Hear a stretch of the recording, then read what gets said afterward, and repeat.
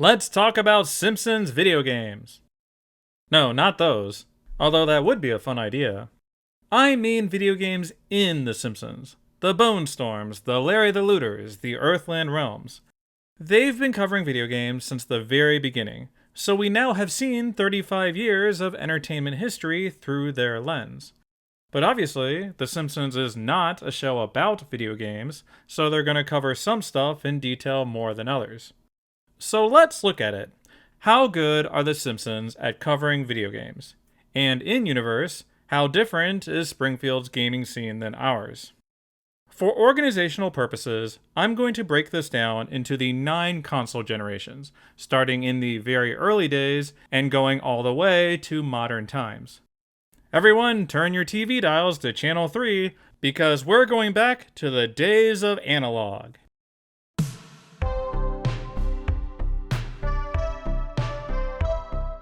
We're going to combine all the pre-Simpsons video games into one section, as there isn't much coming from a show that debuted in 1989.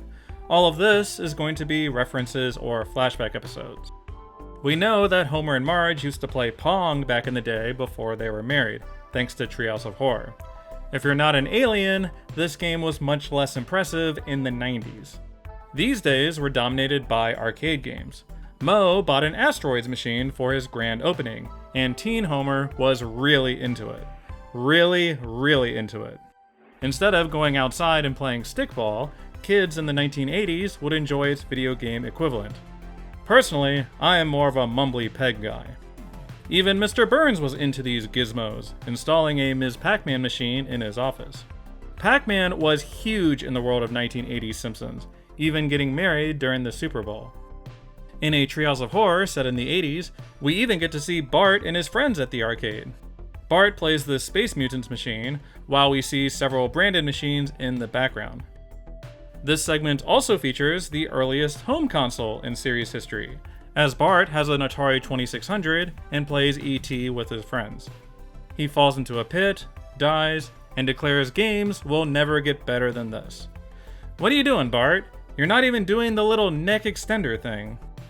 All of this is before my time, and I have never played this infamous game, but I bet you there are a lot of Gen Xers who love this game and played the hell out of it. But that's neither here nor there. That's pretty much it for the Atari and Space Invaders era. Now let's get into the present day Simpsons stuff proper.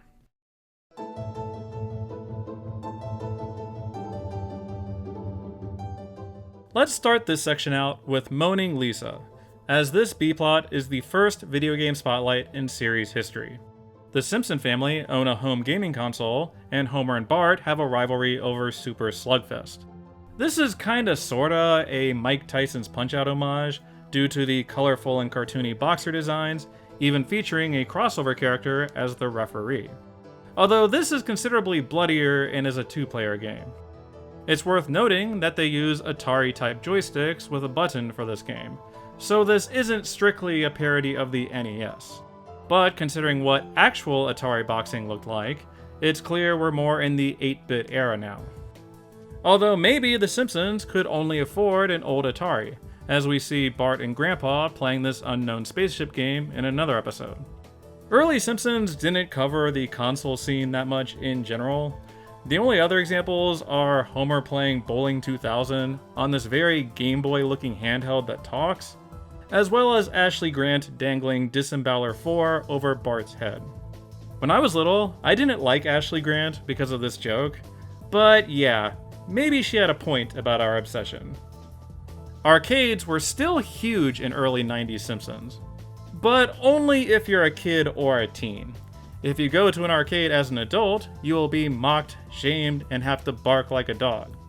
Bart very regularly goes to Noiseland Arcade or the Quickie Mart to dump a few quarters on them. He played Escape from Grandma's House, where he is stymied by snakes and ultimately caught. In Larry the Looter, he steals a bunch of electronics and immediately gets blown away. He and Laura play Escape from Death Row, jumping over guys, groveling to a judge, and ending up in the electric chair. In Panamanian Strongman, he gets shot off a building, and then Bush Sr. kicks him and declares winners don't use drugs. I love that they got this little reference on The Simpsons. although it's mean-spirited to put it in the game over screen. I also love how Bart almost immediately loses at these. It's a good joke structure to end the sequence, but damn is Bart bad at arcade games.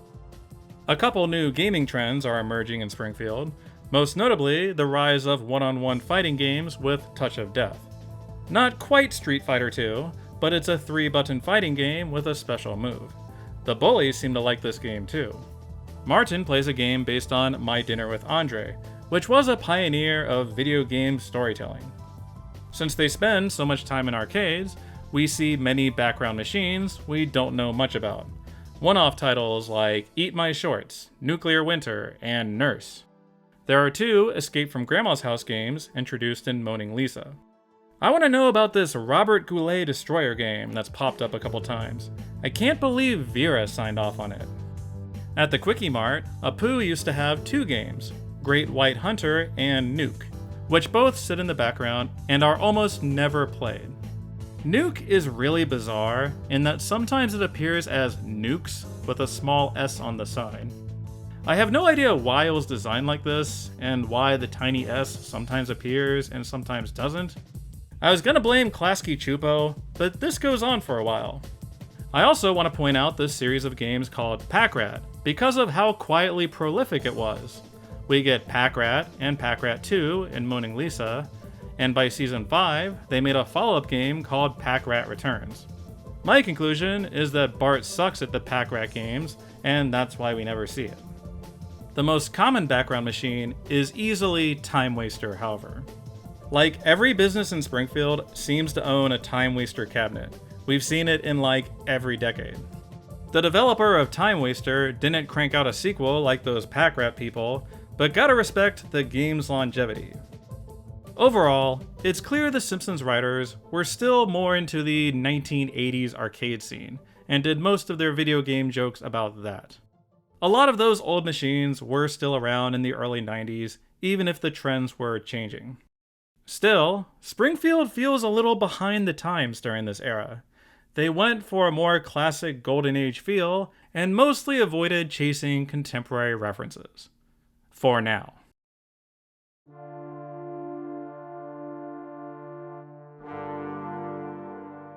This is easily the fuzziest generation in Simpsons history, as it's arguable whether it was definitively covered.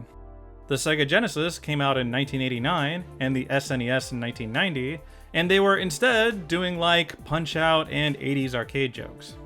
In my opinion, the clear generational shift is with Bone Storm in Marge Be Not Proud.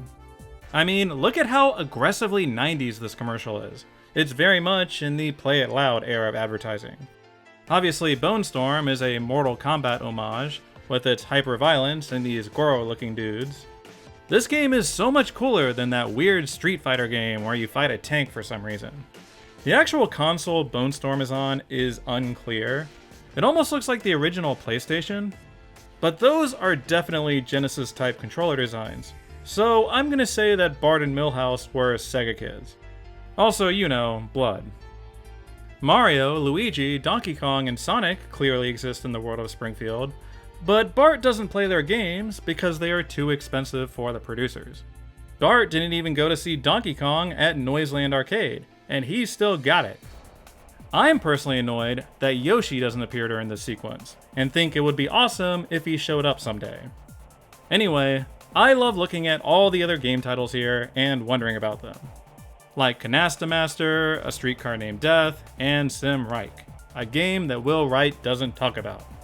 I don't know what the game publishers were doing with all those typos though. Angus Podgorny's Caper Toss? Cephebity Tutopsy? Back in those days, games could cost up to and including $70. So if you didn't have the scratch, you could rent a copy for 99 cents from your local comic book store or dedicated rental shop. Clearly this was before Blockbuster took over the industry. There's also Lee Carvalho's Putting Challenge, which Bart got for Christmas. I always wondered what console this game is for, with how he talks to you and you press 787 to swing. Could be like a 3DO or Saturn game, or more likely this is for PC. Either way, this joke rules. On the arcade front, things are becoming more expensive. Milhouse is dumping 40 quarters into Kevin Costner's Waterworld and immediately game overing. I was gonna say Milhouse is somehow worse than Bart, but I'm gonna blame the machine for this one. Bart plays Catfight at the Quickie Mart, a feminist fighting game classic that only takes dollar bills. This is the shortest quote-unquote generation, only covering seasons 7, 8, and 9. We could have put seasons 4 through 6 material in there, but that was mostly arcade stuff. We'll just say this generation was super short because the writers were already like 5 years behind and they had a lot of catching up to do. 90s kids might be disappointed that they never tackled the Nintendo-Sega console wars of the day, but it's nice we got this little time capsule episode in the classic era.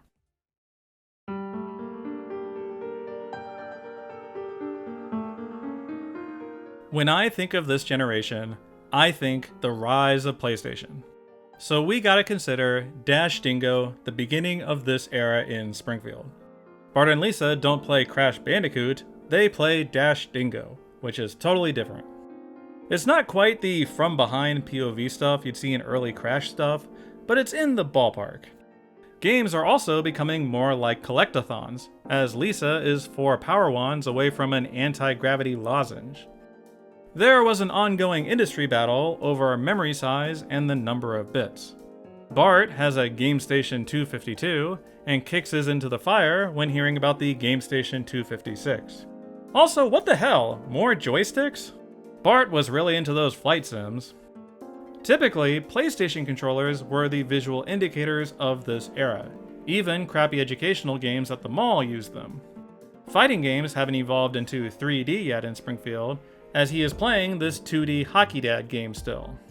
Some kids who were stuck playing religious-themed shooters were back in the 16-bit era, however. Bart doesn't have a Game Boy Color or anything like that. The only thing we see is a dedicated handheld called Tandem Bike with Your Mom. Pokemon seems to be around, although Bart associates it more as a TV show than a video game. I think Nintendo in general is pretty dead in the world of Springfield, mostly thanks to the death of Mario at Homer's hands. Sonic is also around during this time, but instead of having adventures or being friends with Lisa, he's on PSA billboards. This could be Dreamcast Sonic, but the timing of that 90s show makes me think this is Sonic CD era. Bart isn't visiting arcades as often these days. They go to a family fun center in season 10. At Blockoland, Bart and Nelson play an oversized Rock'em Sock'em Robots game until Nelson ruins it for everyone. When the family travels to Orlando with Mrs. Krabappel, Bart plays Halloween Hit and Run, where he runs over trick-or-treaters. You notice how all 3 of these examples are special occasions. We are moving away from the era of regular trips to Noiseland Arcade and entering more hybrid arcade fun centers. The only new recurring arcade machine introduced is Nuke Canada, which is The Simpsons predicting the Civilization VI endgame. If you're an adult in this era, the only thing we have for you is pinball machines. Devil's Advocate is the hot new thing, with both Homer and Moe buying one for their taverns. Otherwise, if you don't like pinball, your only option is playing a cheap video poker handheld in your underwear. Someday Kirk will hear the winning music. Overall, this is a significant era in Simpsons video game history, with that shift toward home consoles. The writers are clearly more comfortable doing scenes of Bart or Lisa parked in front of their TV with their controllers, and they're getting even more specific in their reference pool. There is no doubt what they're going for here, and this trend will continue going forward.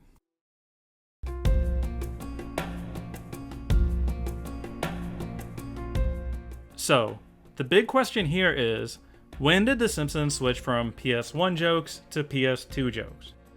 And for me, I think it's around the time of the movie, with Grand Theft Wars. GTA was absolutely massive during this era, so of course it's going to make its way into Springfield. Although Grand Theft Wars is an arcade game where you cruise around as a walrus, and instead of first having sex with penguins, you immediately blow them away, rookie mistake by Homer. Later, Bart plays Death Kill City 2 Death Kill Stories, which is rated bad for everyone. Despite its name and box art, this is more of a fighting game with a robot. In level 1, he blows up all human life on Earth. Bart's continuing his dedication to 2D fighting games, playing Bar Brawl 4 Final Fracas with Milhouse. Unfortunately, Milhouse is too depressed, and instead does the special finisher, pay the check and leave. When Homer moves out temporarily, he buys an Xbox for his fake bachelor pad. He excitedly shows Marge how to teabag his opponent in this mysterious FPS game about space marines. At some point, Bart got a Game Boy Advance. On a road trip, he plays the violent shooter, Serial Killer, slaughtering all of our favorite mascots. But, oh my gosh, a new development. The Simpsons is actually covering PC games. Yes, the biggest video game spotlight of this era was when The Simpsons tackled World of Warcraft and other MMOs when Marge discovered Earthland Realms. I love all the character customization options, how Marge picks her class, and then all the little icons at the bottom of the screen. Check out that map in the corner.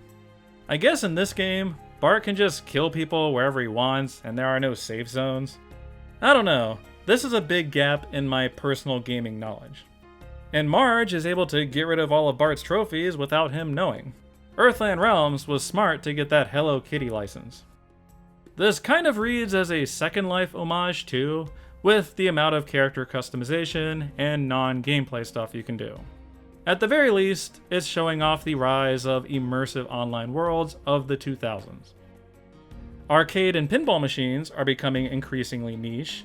Dedicated arcades are now in rundown malls, and feature outdated titles like Remington Steal the Game and Rocky 3 vs. Clara Peller. This place doesn't even have a time waster. What is this Polybius crap? The weirdest reference by far is Triangle Wars. Clearly a Geometry Wars joke, which is typically a console game of that era. But the joke here is that Bart can't figure out what to do, and now his ship is pooping out triangles. It's such a weird reference to put in because, like, who can't figure out Geometry Wars? The final development is the emergence of rhythm and music games.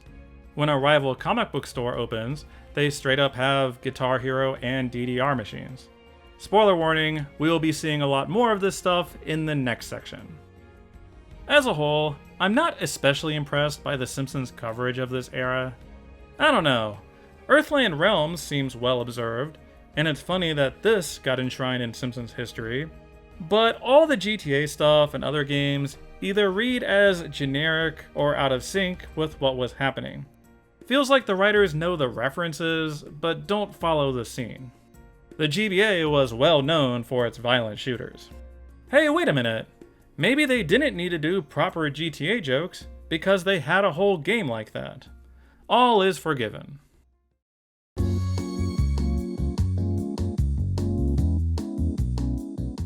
I have bad news for you.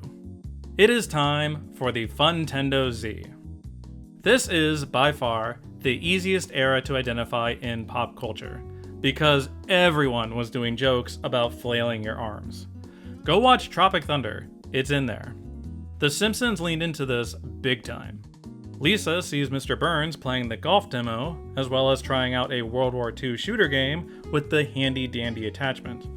Lisa buys one for the Retirement Castle crew and shows them how to play Z Sports. Wow, they just straight up redrew that menu, didn't they?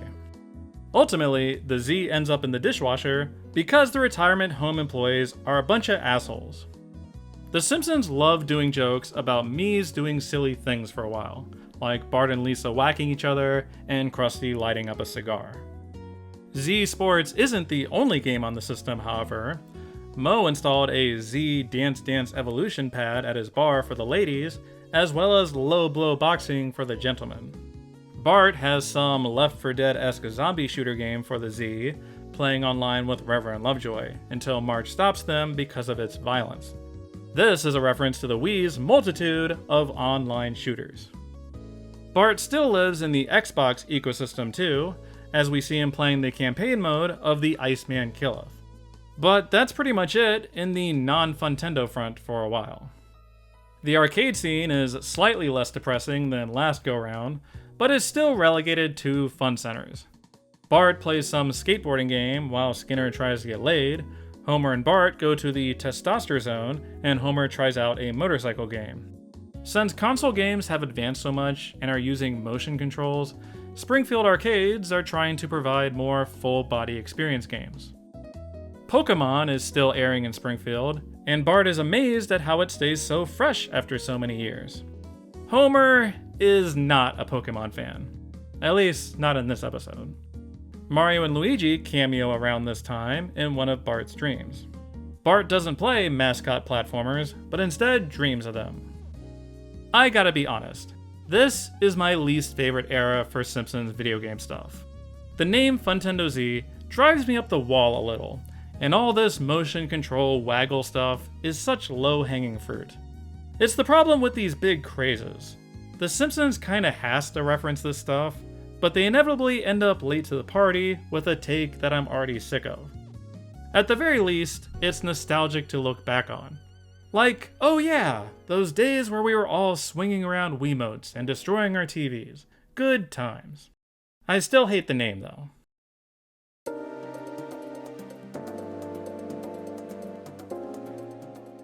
Hoo boy, where to even start with this generation?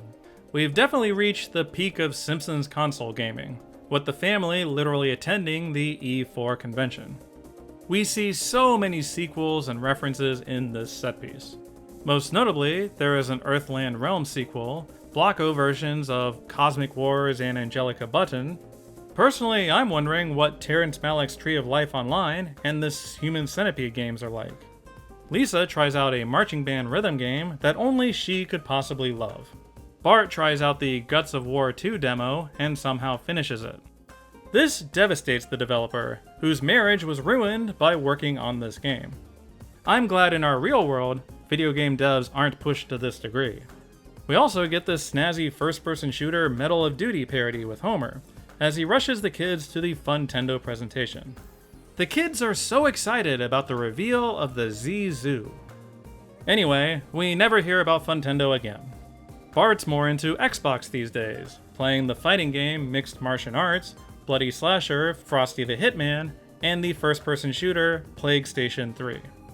I don't know why this is called Plague Station 3 if it's an Xbox game. I blame Phil Spencer. Bart did get a stolen PlayStation 4 from Snake, although we never really see him play it. Personally, I'm annoyed that they rebranded from Game Station to PlayStation. Sorny was clearly shook by the Z. This era marks the downfall of console games on The Simpsons, as mobile gaming took over in a big way. Maple had been around and MyPads and stuff, but now apps are taking over Springfield. There are so many games on the app stores. There are entire sequences where they just scroll through one after another after another. For example, here are the games Vengeful Pigs, Furious Flyers, Angry Burns, and Non-Threatening Birds. I wonder what these are based on. Homer's a big fan of this pizza game. Dough, sauce, cheese, toppings. Dough, sauce, cheese, toppings. Homer falls for these MyPad games really hard. He gets obsessed with Villageville for a while, chopping down trees, building houses and brothels until he has an entire village. You can never have too much iron ore. Also, get your MyPad tapping hand out of your pants, Homer. He also gets sucked into the smartphone game Pokemon Get, along with the rest of Springfield. Springfielders are wandering all over town, trying to catch popular creatures like RoeTaKa, Rattlesnitch, Skunkason, Stumblebee, Pikasaurus, and whatever this Eevee knockoff is called. In this game, Homer is able to just buy the creatures with cash, which of course he does. He and Lisa catch Pokemon Get fever so badly that they sing the famous Pokemon theme song. You know, I once defended this sequence against that horrible Nintendo, but watching it again, maybe he was right. Bart, on the other hand, is getting wrapped up in the world of Tunnelcraft. You see, it's not really a game, it's about creativity. Marge doesn't buy it. But Homer has to buy he and Milhouse tickets to Tunnelcraft Con, where they dress up in blocky costumes and see their favorite Tunnelcraft streamers live. These guys have legendary commentary, like forgetting their own names. Anyway, Daniel Radcliffe is here too. He's dead now. But don't worry, hardcore PC gamers, we didn't forget about you. Homer bought Bart a gaming rig, and he gets really into the MOBA, Conflict of Enemies. He, Milhouse, Martin, Sophie, and somehow Nelson are so good at this game, they beat Ogdenville in a local and win $1,000. Homer just can't believe you can make money playing video games. Homer hires a famous streamer as a coach until he loses his gamer edge at the ancient age of 19. They beat Calgary for the national title, and even go on to the World Championship in South Korea until Homer ruins it for everyone. From a gameplay perspective, they don't show all that much about how Conflict of Enemies works. Just all their characters with their health bars going in and destroying the enemy turret. Bart does a trick where he left a bomb behind that goes off, but that's pretty much it in terms of tactics. But people who like MOBAs would get a kick out of the characters each of the kids play. There's barely anything going on in the arcade front, just Bart and Homer playing this fruit shoot game, Homer trying his hand at Caterkiller, and Grandpa with a Waltz Waltz Revolution pad. With all the console, PC, and MyPad games, I'm surprised they even went to an arcade during this era. The explosion of mobile games in Springfield is obviously the big story of this generation. Since they are, by definition, mobile, it's easy for the writers to do quick gaming jokes wherever the characters are. They don't have to park them in front of the TV or in Noiseland Arcade. It's cool that they covered new fandoms like Minecraft and MOBAs. They can't cover everything, but are noticing new trends and developments in the industry. From the Funtendo Z era through this one, video games are much more mainstream and prominent on The Simpsons. I don't know if the writers were looking for more topical material, the writers' room was getting younger, or if they were all goofing off on their phones. I think we all know the real answer.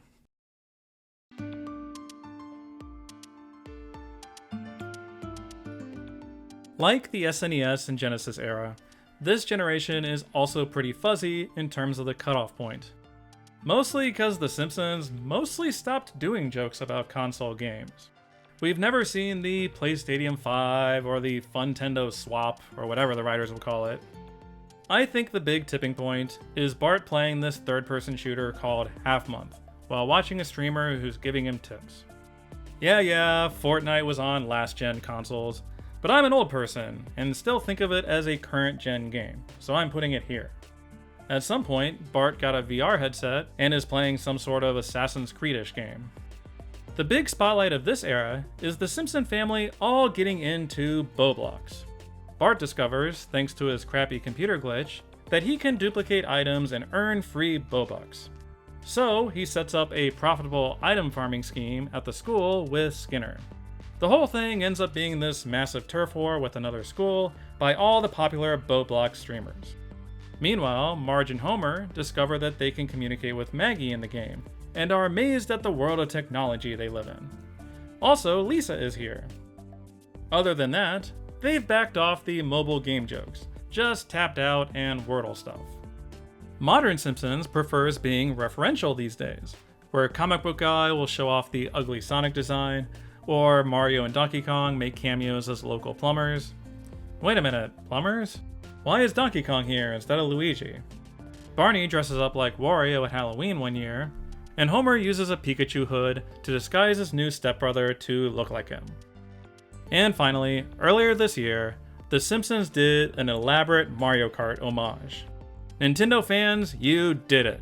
You waited patiently and finally got a non-Donkey Kong joke. Look, it's the Rainbow Road. They've got item boxes and Bowser and Toad and the princess and... God dang it. I waited 30 years for my boy Yoshi to be in The Simpsons and his frickin' Milhouse. Nobody likes Yoshi. Also, hey, it's another Wario appearance. Homer even does the trademark when he wakes up. We've come a long way, haven't we?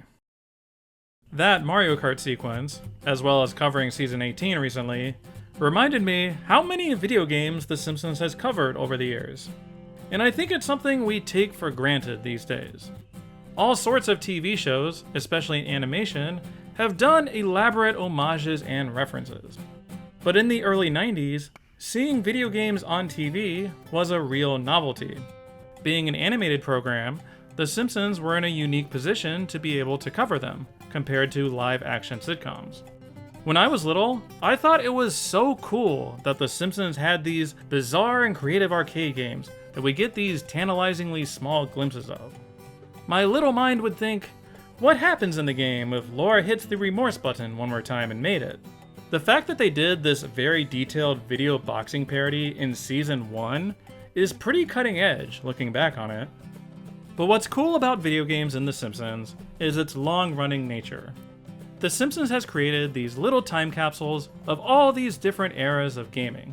What the kids were into, how much the adults got into it, what kinds of genres emerged.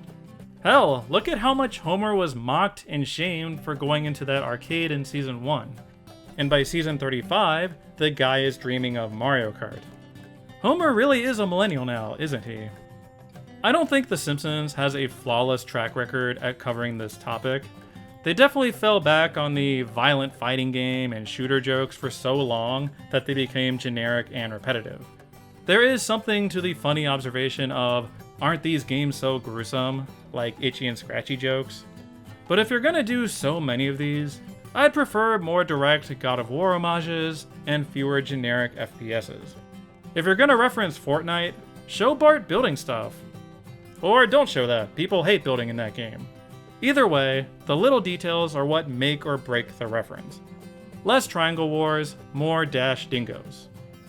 Still, despite some off-base or annoying jokes over the years, I think The Simpsons deserves more credit for how it covered video games over the years.